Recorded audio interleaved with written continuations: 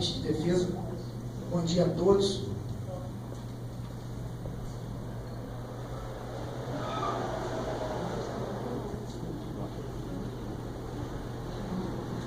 Excelências. Faltam-me palavras para expressar essa posição que hoje vocês ocupam. Não há júri simulado. É como se fosse numa missa. Uma oração não tem como ser simulada. Vocês estão aqui hoje julgando.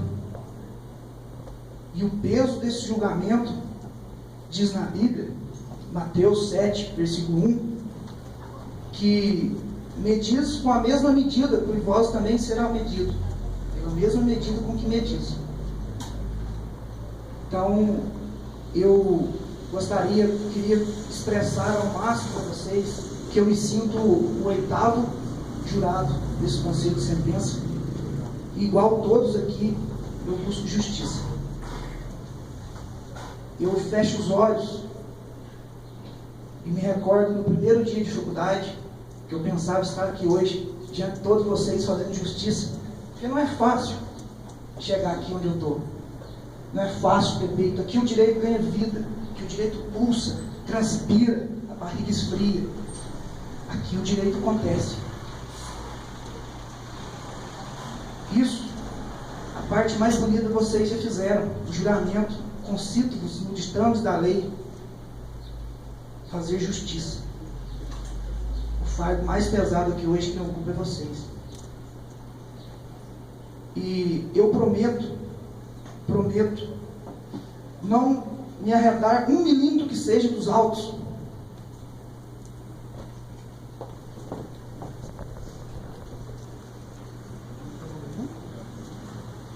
Autos quais gostaria que Vossas Excelências acompanhassem.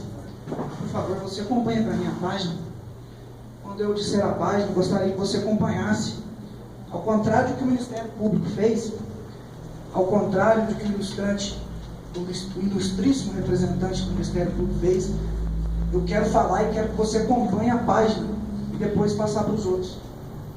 Que eu estou aqui hoje para fazer justiça e trazer a verdade dos acontecimentos.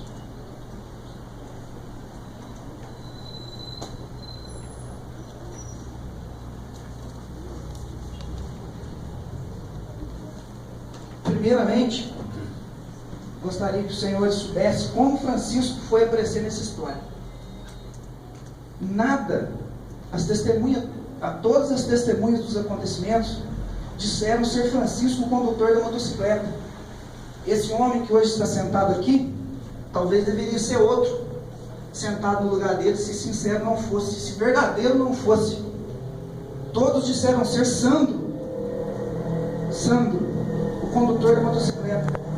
Todas as testemunhas disseram ser Sandro. Por favor, acompanhe aí, página 8, quinta linha de baixo para cima. Testemunha disse que era Sandro. Testemunha aí o Rogério Rostelato. Disse não ter dúvida alguma de ser Sandro. A mulher de Flávio disse ser Sandro. Aí as folhas 15ª linha, de baixo para cima. Disse a motocicleta cor amarela, a qual era conduzida por Sandrinho.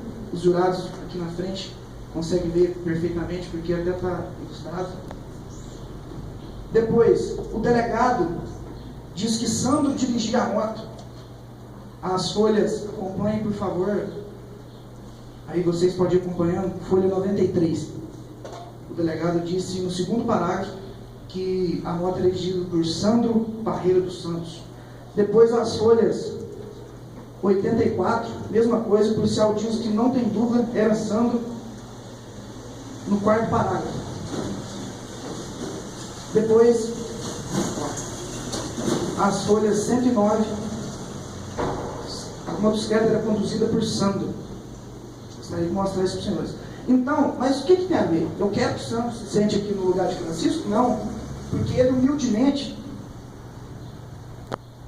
esse homem pai de 2 filhos, humildemente, pensando em Sandro, mais à frente nos autos, vai a juízo e diz: eu conduzi a motocicleta após o acontecimento. Eu peguei carona com o Adriano no dia dos fatos. Eu estava no local, sendo que ele poderia ter negado.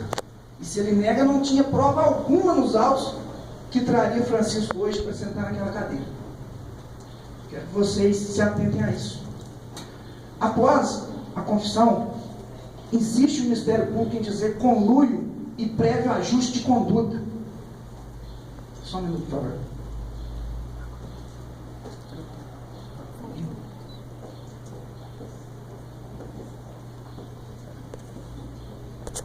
Insiste o MP em dizer que existia conluio e ajuste prévio de condutas para cometer o crime. Começamos então a relembrar fatos e depoimento de hoje. Adriano foi interrogado.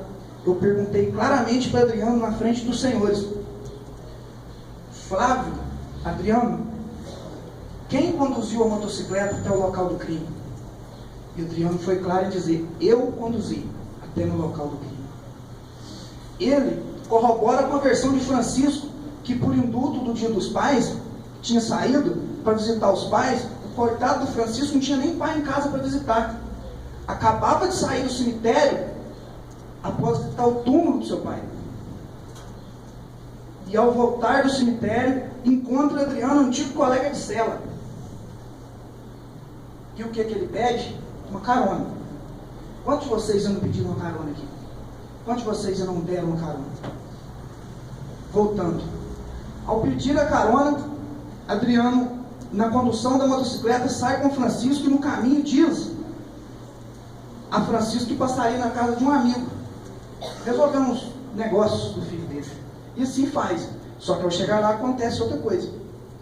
Mas eu gostaria de mostrar nos autos, ao contrário do que o Ministério Público diz, ao contrário de que o Ministério Público faz, que fala uma coisa e não mostra as folhas. Adriano pediu a moto emprestada. Na própria denúncia fala, as folhas 3, peça inaugural. Por favor, acompanhe os autos para que não seja fraca a minha alegação. Folhas 3, na peça inaugural, terceiro parágrafo, lá embaixo. Já no dia do crime, por volta das 5h30, Adriano se dirigiu à casa de Sandro e pediu a moto. Adriano, tem nada a ver com Francisco. Sandro, que era o dono da moto, olha o que ele diz, às folhas 15. Depois do negrito, quinta linha. Que ontem, por volta das 17h30, o interrogado encontrava-se em sua casa, o qual interrogado, Sandro, quando Adriano chegou e lhe pediu sua motocicleta emprestada. Quem pediu? Adriano. Não Francisco. Continuando, excelências. Quero que vocês vão agora às folhas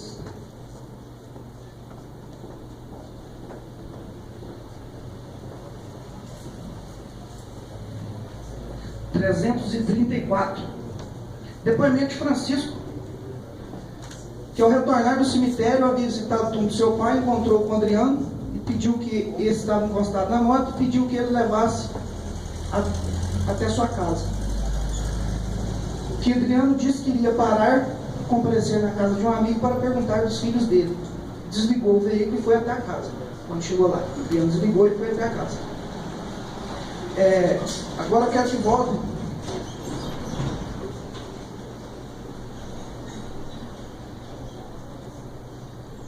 que vão até, se dirijam aí por favor, as folhas 268. Notem, excelência, estou falando e estou comprovando, estou mostrando para Vossa Excelência o que realmente aconteceu. A nossa função aqui hoje é fazer justiça, não é fazer vingança.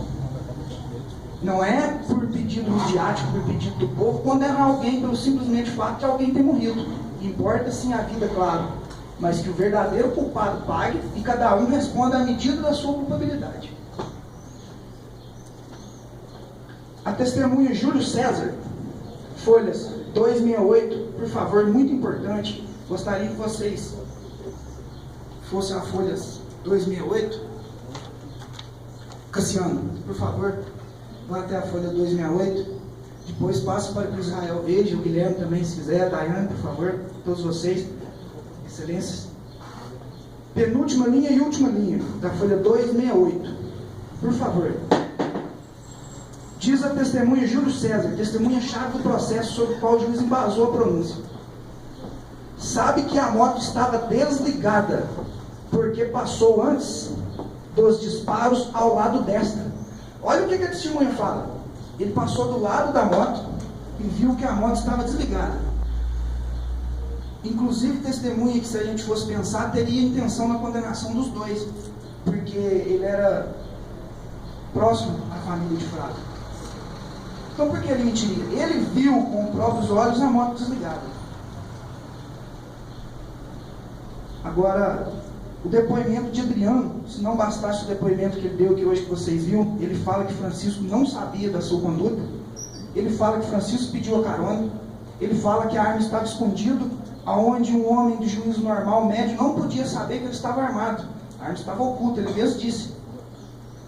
Inclusive, perguntado pelo MP sobre se um homem normal poderia saber se ele estava armado, ele respondeu que não, que a arma estava bem oculta. Veja o que ele fala. Por favor, acompanhe, Daiane. Excelência. Perdão. Folha 374.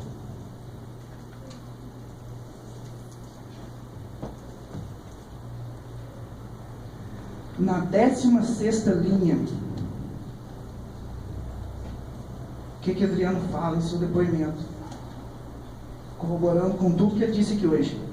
Que Francisco, aí está Éder riscado aí, porque é o Francisco. Tá joia? Porque o processo original deveria ser omitido o nome. Francisco não sabia que o depoente estava armado. Localizou, Éder? Quando foram para a casa de Flávio. Continuando. Francisco, que havia desligado a moto, que havia desligado a moto e Francisco estava ao lado do veículo. Quando o depoente chegou, Francisco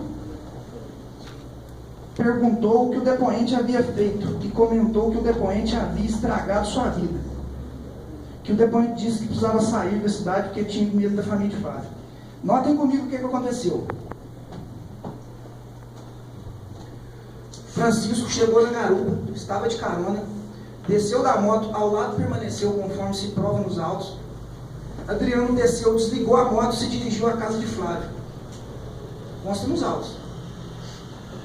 Francisco permaneceu esperando, porque precisava da carona. Se ele fosse a pé dali, talvez ficaria mais longe ainda do que onde ele estava antes. E naquele momento acontece aquele sinistro. Francisco, atordoado, assustado, não tem pernas para sair do local. Quando volta, Adriano, autor dos disparos, e pede que tire ele dali. Quem se negaria a sair dali com Adriano? Eu sairia, numa boa. Vai dar para sair aí? Né? É bandido também?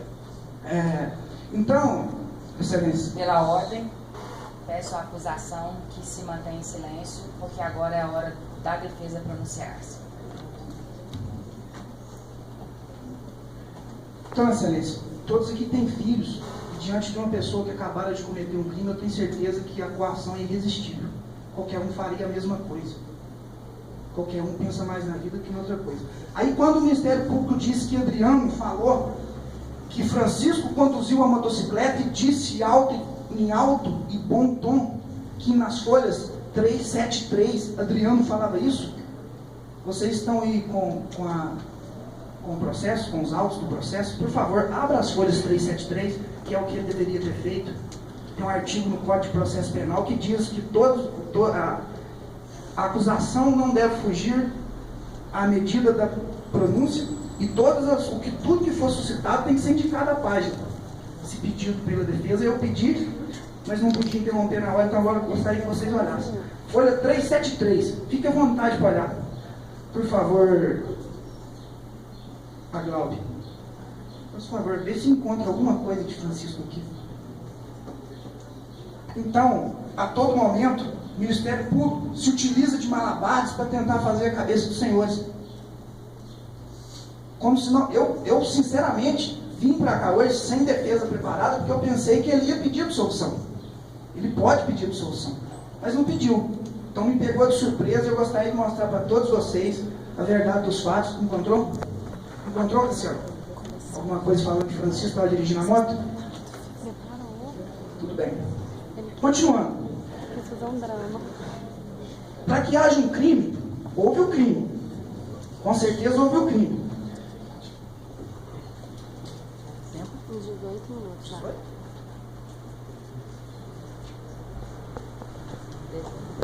Faltam 13, né? 13. Com certeza houve o crime. Estou aqui para falar mentira, quero justiça. Qual foi o crime que aconteceu previsto no artigo 121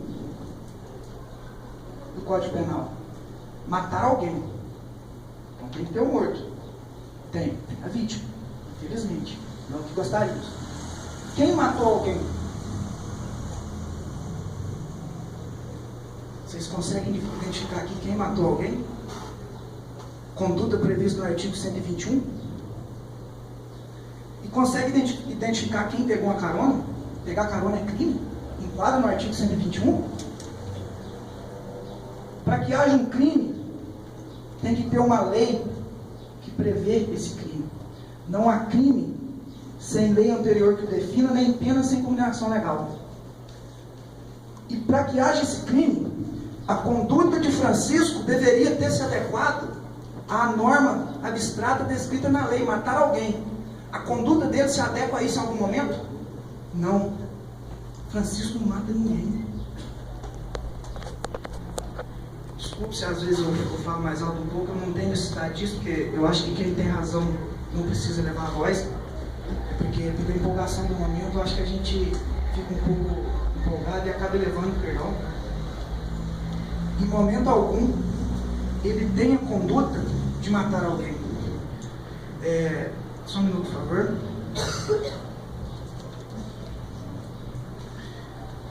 Para que seja crime, vocês devem ter estudado já fato típico, ilícito, culpável. O crime tem que se enquadrar essas três coisas. Tem que ter tipicidade. Fato típico é o comportamento humano. Estou lendo Damasio de Jesus, depois eu vou passar para vocês lerem. Fato típico é o comportamento humano que provoca um resultado que é previsto como crime pela lei. O que Francisco fez?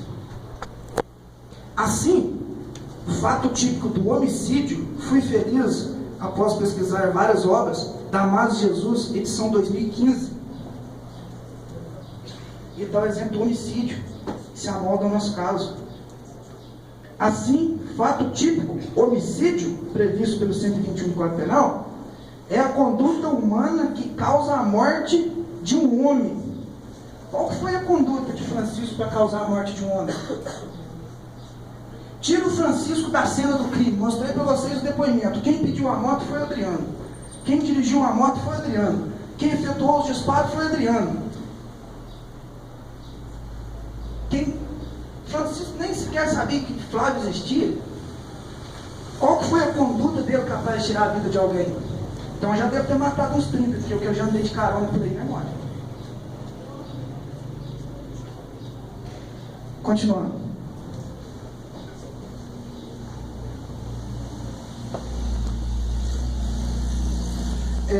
O Ministério Público diz que Francisco e Adriano se encontraram 2 dias antes para combinar o acontecido. Vocês ouviram isso aqui do Ministério Público?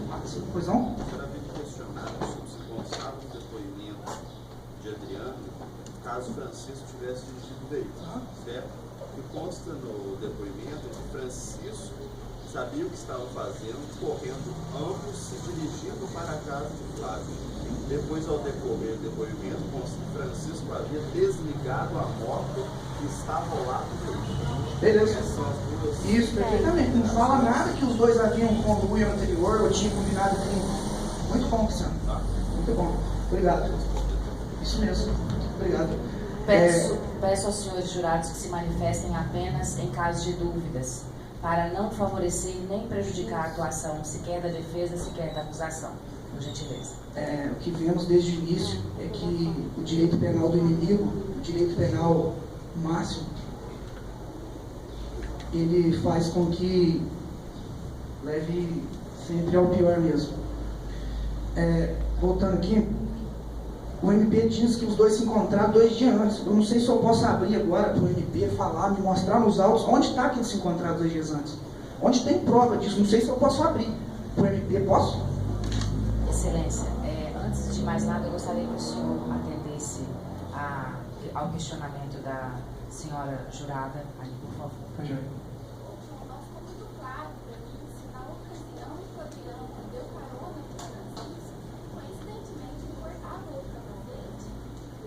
Sim, não sei. Tem como eu te responder isso aí. Se os dois foram, ou um foi sem capacete, ou então portava outro capacete. Não tem como te responder se coincidentemente ou não. Talvez isso não veio aos autos, porque não sei te responder mesmo, sinceramente. O fato do capacete eu não sei. Boa pergunta, mas não sei mesmo. Não vem aos autos, não consta na pronúncia. E a gente deve saber até os atos da pronúncia.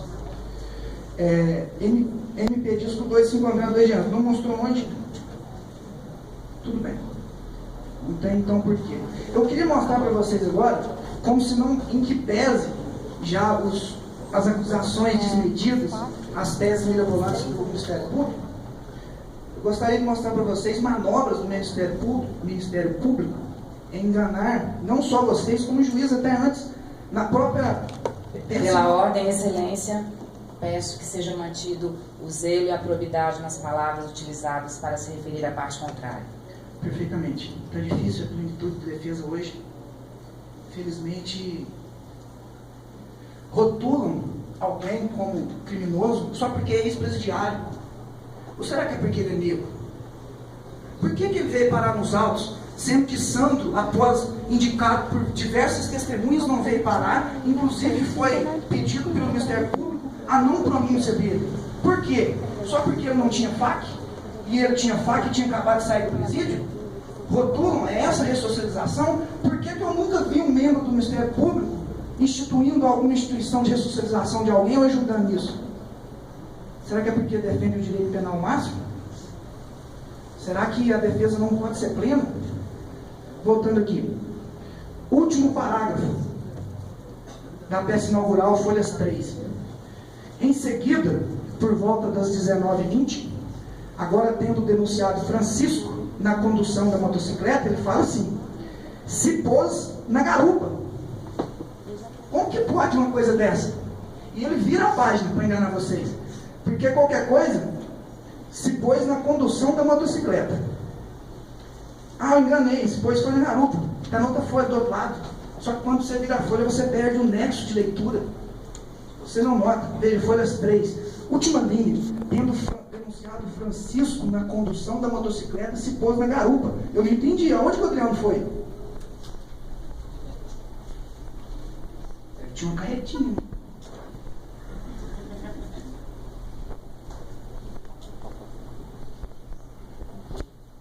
Veja. Quanto tempo, por favor? 5 minutos. 5? 5 minutos. Então, excelência, eu peço que na hora que for perguntado a vocês no quesitos, se Francisco agiu previamente ajustado com o Adriano para cometer o crime, respondam não. Façam justiça, de acordo com o coração de vocês. Façam justiça. Se entenderem que ele deve responder porque depois do que aconteceu ali, ele continuou dirigindo a moto, mas ele continuou dirigindo a moto, e se fosse eu acho que eu não dirigia não. Então condeno porque cometeu, que é o quê? Favorecimento pessoal. Não é homicídio. Ele ajudou na fuga, favorecimento pessoal. Para isso, já existe um crime previsto no Código Penal.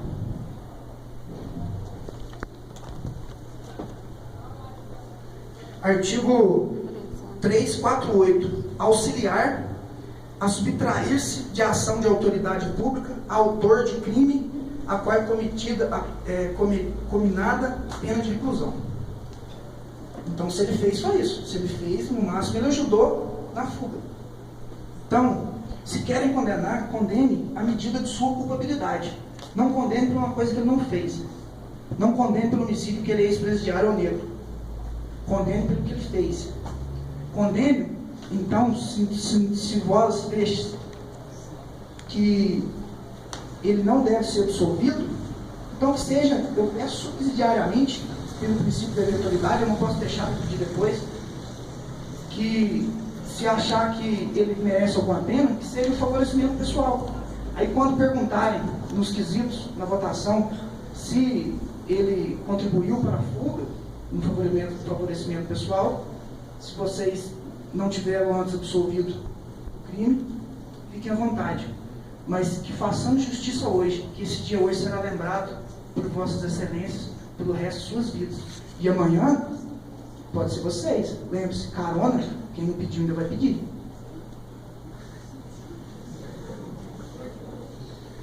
Então, Evânio, gostaria de falar alguma coisa? Está tranquilo? Então, vossas excelências, se tiverem mais alguma dúvida, gostaria que perguntasse, o tempo já está acabando. Por mim, eu acho que a explanação